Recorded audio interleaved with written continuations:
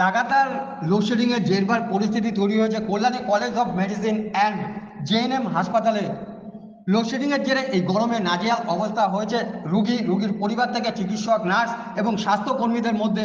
অভিযোগ, মাঝে মধ্যেই মেডিকেল কলেজের বিভিন্ন বিভাগে বিদ্যুৎ চলে যাচ্ছে, এমনকি হাসপাতালে অপারেশন চলাকালীনও বিদ্যুৎ বিচ্ছিন্ন হয়ে যাওয়ার মতো ঘটনা ঘটছে।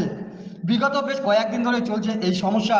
সাধারণত ট্রেন, হাসপাতাল, জলের পাম্পের মতো জরুরি পরিষেবায় বিদ্যুৎ বিপর্যয়ের মধ্যেও চালু রাখতে হয় হটলাইন বা ডেডিকেটেড লাইন, যা রাজ্যের বিভিন্ন প্রান্তে চালু রয়েছে। যেখানে অন্যত্র বিদ্যুৎ চলে গেলেও এই হটলাইনে বিদ্যুৎ চালু থাকবে। কিন্তু মেডিকেল কলেজ কর্তৃপক্ষের অভিযোগ, এই মেডিকেল কলেজের জন্মলগ্ন থেকে বিদ্যুতের হটলাইন বা ডেডিকেটেড লাইন এখানে চালু নেই। ফলে চরম সমস্যায় পড়তে হচ্ছে তাদেরকে। সব কিছু জেনেও উদাসীন পিডাব্লিউডি কর্তৃপক্ষ। তবে মাঝে মধ্যে জেনারেটর চালিয়ে বিদ্যুৎ বিভ্রাটের সামাল দেওয়া হচ্ছে। মাসে আমি কাজ করি। আচ্ছা, এই যে এরকম যে কারেন্ট হয় মানে অফ হয়, এমার্জেন্সি কোনো লাইনের কোনো ব্যবস্থা নেই? কিছু নেই বাবা, কিছু পুরো হসপিটাল এরকম অন্ধকারেই থাকে? পুরো অন্ধকার। কতদিন ধরে এরকম হয়? এই তো অনেক দিন থেকে কোনো ব্যবস্থাই নেই বাবা। হসপিটালে এমার্জেন্সি কোনো ব্যবস্থা নেই কোনো ইলেকট্রিকের? ব্যবস্থাই নেই। ওপরটাতে পুরো অন্ধকার বাবা, নিচে যেগুলো গভর্নমেন্ট এরিয়া সেগুলোতে লাইট আছে আর ব্যবস্থা নেই। এই তো মানে ধরেন যদি কোনো অপারেশনের কেস হয় তখনও এরকমই থাকবে? তাতে তো রুগী তো বিপদের মধ্যে পড়তে পারে। এটা কোন হসপিটাল? এটা জিএম কল্যাণী পাশবে। আগে তো পাশবে ছিল, এখন জিএম হয়েছে। গরমের মধ্যে রুগীদের বাধ্য হয়ে হাত পাখা ব্যবহার করতে হচ্ছে। এই বিষয়ে কল্যাণী জেএনএম হাসপাতালের সুপার অভিজিৎ গঙ্গোপাধ্যায় বলেন, অনেকবার বলেছি এর আগেও যে আপনারা জানেন যখন আমাদের অডিটোরিয়ামে ফাংশন হয়েছিল আমাদের স্টুডেন্টদের কনভোকেশনে, তখনও একটা বড় সড়ো ঘটনা ঘটেছে আর আগুন লেগে গিয়েছিল।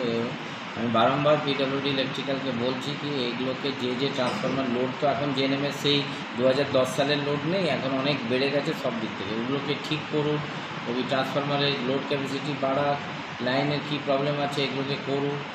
কিন্তু এত শত বলা সত্ত্বেও ওনাদের কোনো হেল্প আমি কখন দেখিনি। এই লাইন এই সময় গরমের সময় পেশেন্টের নাজাল, একটা অপারেশনের সময় গরম হয়ে যাচ্ছে, ওনাদের কোনো ব্যাকআপ প্ল্যান নেই। সব সময় লাস্ট মোমেন্টে ওনারা উঠে বসেন। জুনিয়র ইঞ্জিনিয়ারকে আমি তো কোনোদিন দেখতেই পাই না। এত বড় আগুন লাগলো, তার পক্ষে এখন পর্যন্ত এক্সিকিউটিভ ওনাদের ইঞ্জিনিয়ারের মানে এতটা টাইম হয়নি কি উনি এসে জিনিসটাকে দেখে আমার সাথে কথা। আমি চিঠিও করেছি কি আপনি এটাতে একটা এনকোয়ারি কমিটি গঠন, তারও কোনো জবাব নেই। তো এই সব নিয়ে পিডব্লিউডি ইলেকট্রিক্যালকে খালি একটাই জিনিস, ওনাদের টাকা ঠিক চাই, নাহলে ওনারা বলবেন আমি কাজ, কিন্তু কাজটা তো করতে হবে। এটা তো একটা হসপিটাল, এত বড় মেডিকেল কলেজের জেলাতে একটাই, পেশেন্টের স্বার্থে সব কিছু দেখতে হবে। এই সময়তে গরমের সময়তে যদি বলে কি গরমের সময়তে 100% লোড চলছে, তো গরমের সময়তেই তো 100% লোড হবে, ঠান্ডার সময়তে তো আর এসি চলবে না। তো পেশেন্ট সার্ভিস সব জিনিস থেকেই ব্যাহত হয়। আপনারা নিজেরাই দেখলেন, আপনারা বসে এত জিনিস কি আর সবাই কি সব কাজ ছেড়ে এর পেছনে দৌড়লে কি হবে? আমি তো হাজারবার বলছি এই নিয়ে কোনো রকম উদ্যোগই নেয় না, আর সব সময় এসব করে করে একটা সেন্সেশনাল জিনিস করার জন্য বসে থাকে। এটা তো ঠিক নয়।